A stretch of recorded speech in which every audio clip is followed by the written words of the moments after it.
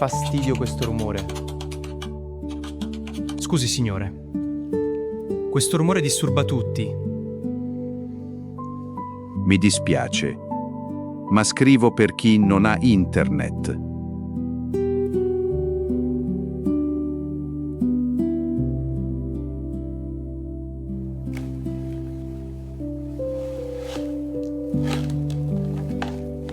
La prego, continui pure.